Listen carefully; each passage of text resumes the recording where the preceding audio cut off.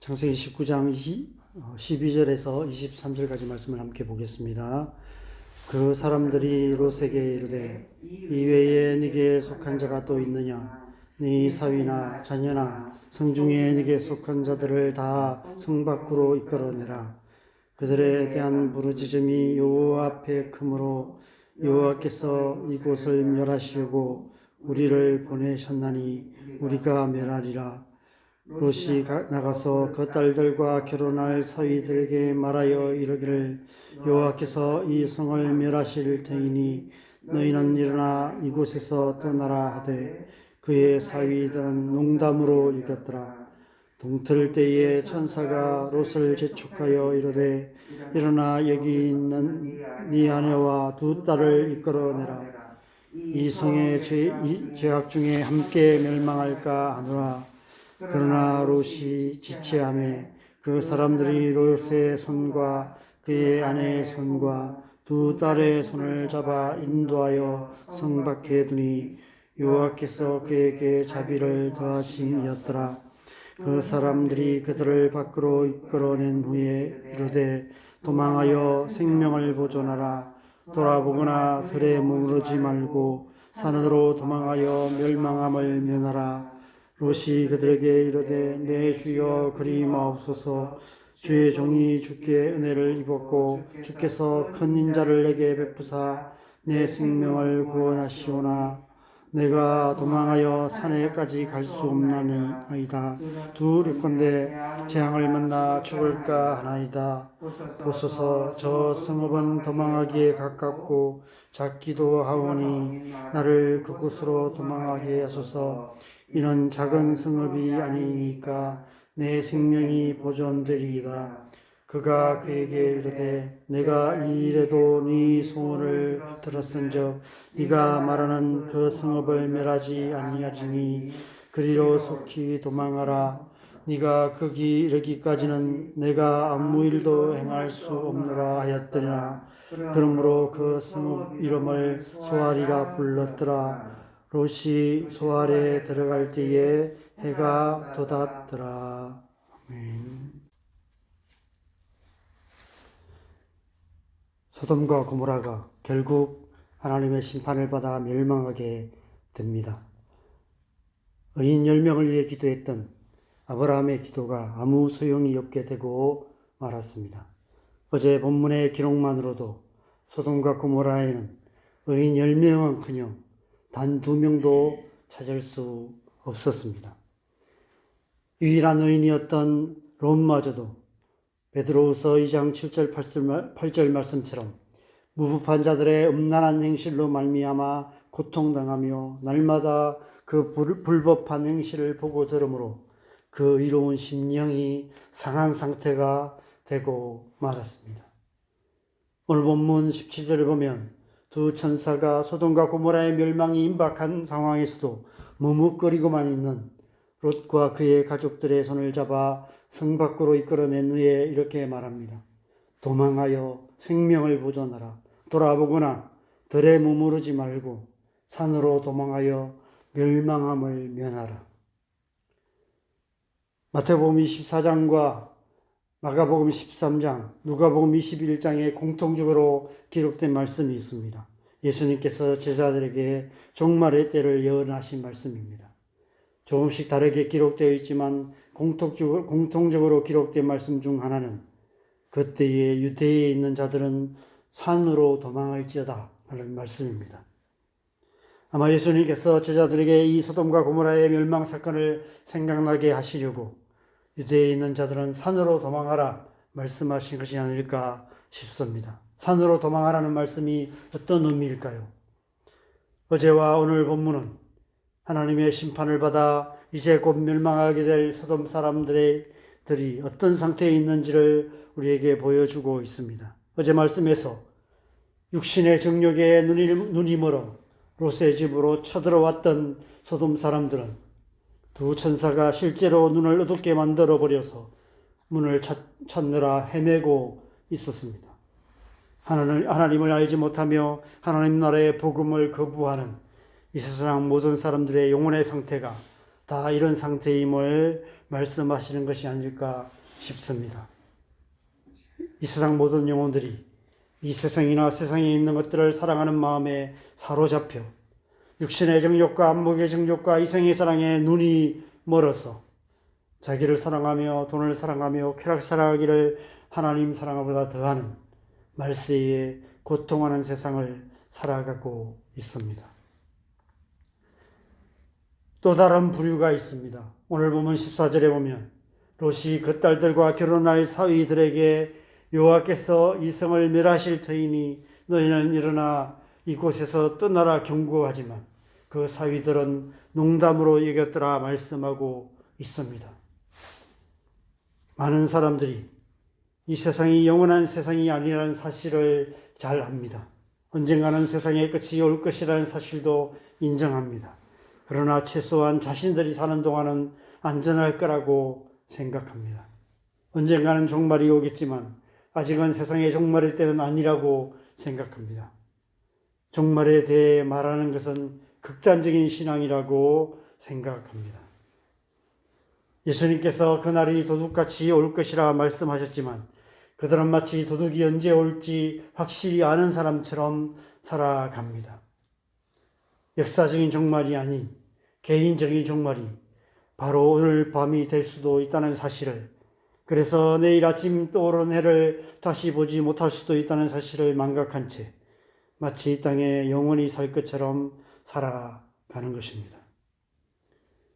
롯의 사위들은 롯의 경고를 마치 여러분들이 젊은 세대의 행태를 보면서 혀를 차며 말세야 말세라고 푸념하는 정도로만 생각했는지도 모릅니다. 하나님을 믿지 않는 자들에게 하나님의 심판에 대한 경고가 통할 리가 있겠습니까? 웃기는 소리 하지 말라고 무시했을 것입니다. 오늘날 많은 사람들이 예수 그리스도의 복음에 대해서 거부하고 있는 그러한 모습들을 우리는 보게 되는 것입니다. 바로 이 사위들이 그런 모습이 아닐까 싶습니다. 그렇다면 믿는 우리들은 어떤 모습일까요? 오늘 본문을 보면 롯과 그의 가족들이 지체하고 있는 모습을 보게 됩니다. 한시각급한 상황이었습니다. 15절에 보면 동틀 때에 천사가 일어나 즉시 이 성을 떠나라 하며 롯을 재촉하고 있습니다. 내일 본문 24절을 보면 롯과 그의 가족들이 소돔을 떠나서 소알에 들어가자마자 해가 돋았고 그와 동시에 하늘로부터 불과 유황이 비처럼 내리기 시작했다라고 말씀하고 있습니다. 그런 급박한 상황임에도 불구하고 이제 곧 하늘로부터 불과 유황이 비처럼 내릴 상황임에도 불구하고 시간이 임박했음에도 불구하고 롯이 지체하고 있었던 것입니다. 그래서 16절에 보면 두 천사가 롯과 그의 아내와 두 딸의 손을 잡아서 이끌어 성 밖으로 인도했다라고 말씀하고 있습니다. 여러분, 왜 롯은 이런 급박한 상황에도 이처럼 지체하고 있었을까요? 소돔에 대한, 이 세상에 대한 미련을 버리지 못했기 때문이 아닐까 싶습니다. 창세기 13장에서 아브라함을 떠나 소돔과 고모라를 향할 때부터 롯의 마음은 이미 하나님의 나라가 아닌 세상으로 향하고 있었습니다.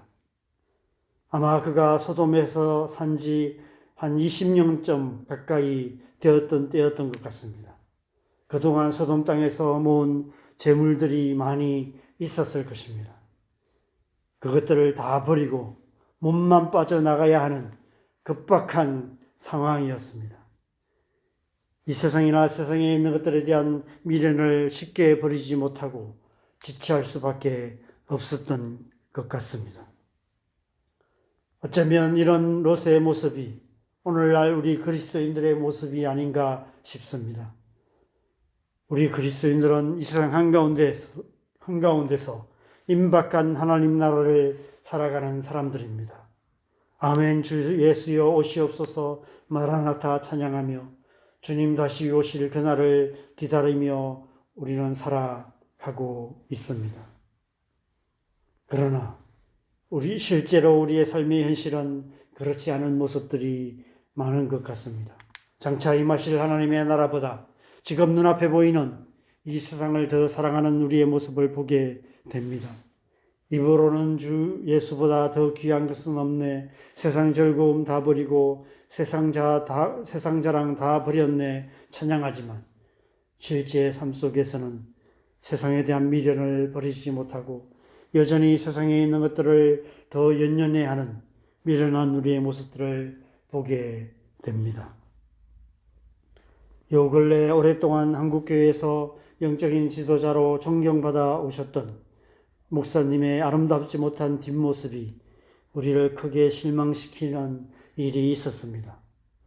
그분만의 문제일까요? 오늘날 이 땅의 그리스도인들의 영적인 상태가 그런 상태가 아닐까 싶습니다. 장차 하늘로부터 이 땅에 임하실 하나님의 나라보다 당장 눈앞에 보이는 세상이나 세상에 있는 것들이 더 중요하게 생각됩니다. 지금 이 땅에서 나와 내 가족이 잘 먹고 잘 사는 것이 더 시급한 문제처럼 생각됩니다.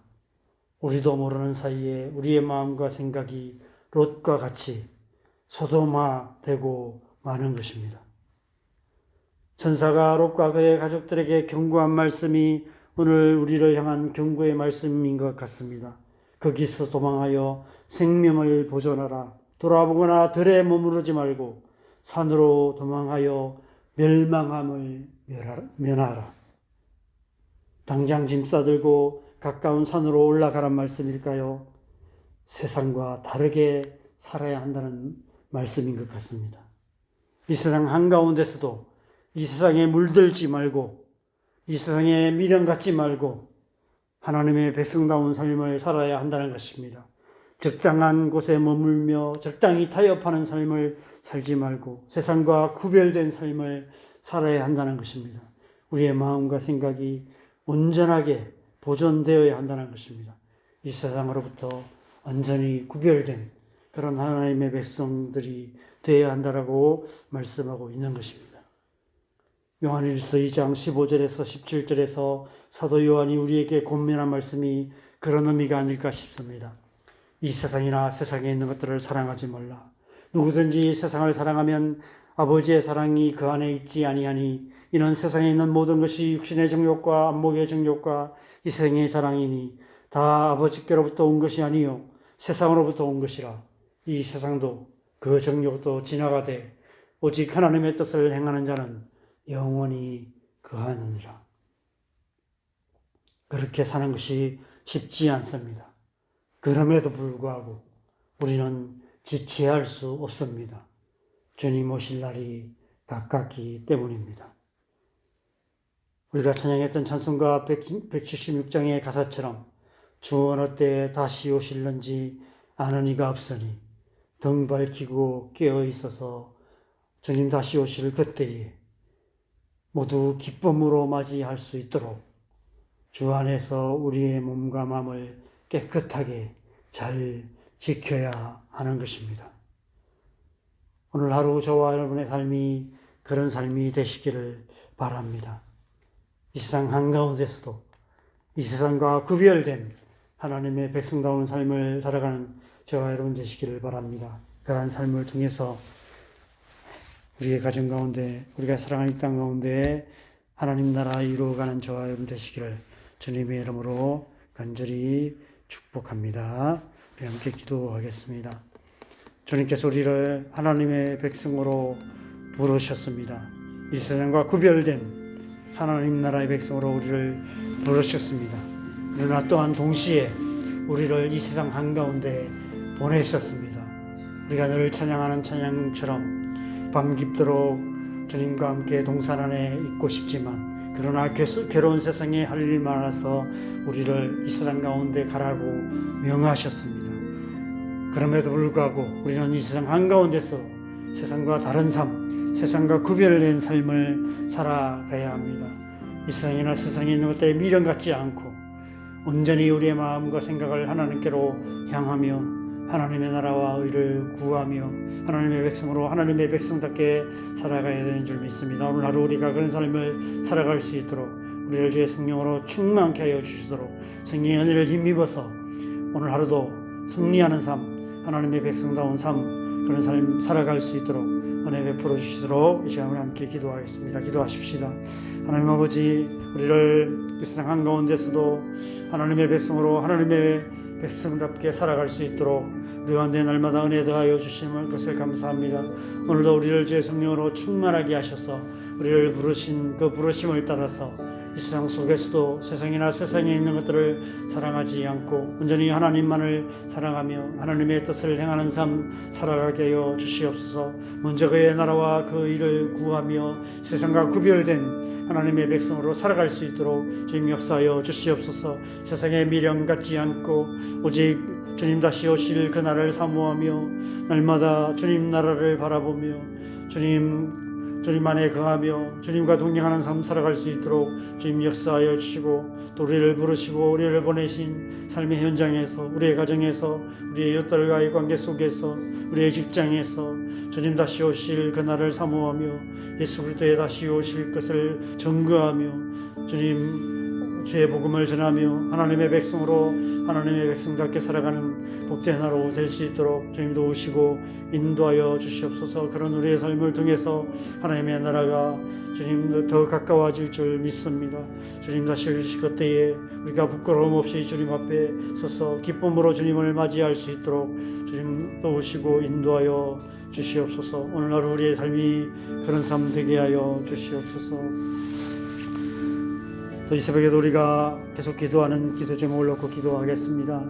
우리의 가정을 위해서 기도하십시다. 하나님, 우리의 가족들 그 영혼들 불쌍히 여겨 주시옵소서. 믿지 않는 가족들이 속히 주님 앞에 나올 수 있도록 하나님 은혜 베풀어 주시옵소서. 하나님, 우리의 자녀들 주님 연약한 가운데 있습니다. 세상의 죄악과 자기의 연약함의 수렁에 빠져있는 우리 자녀들 가운데 성령을 부어주시고 속히 구원하여 주시고 주님 다시 오실 날을 사모하며 하나님의 백성으로서 하나님의 백성답게 살아갈 수 있도록 하나님 은혜 부어 주시옵소서. 이 시간 주님의 은혜를 구하면서 우리 자녀들을 주님의 손에 올려드리며 함께 기도하십시다. 교회 안에 하나님의 영을 충만하게 부어주셔서 교회 안에 성령의 역사가 회복되고 교회가 교회답게 되고 교회가 이 마지막 때에 주님의 주신 사명 잘 감당하는 그런 교회 될 수 있도록 기도하십시다.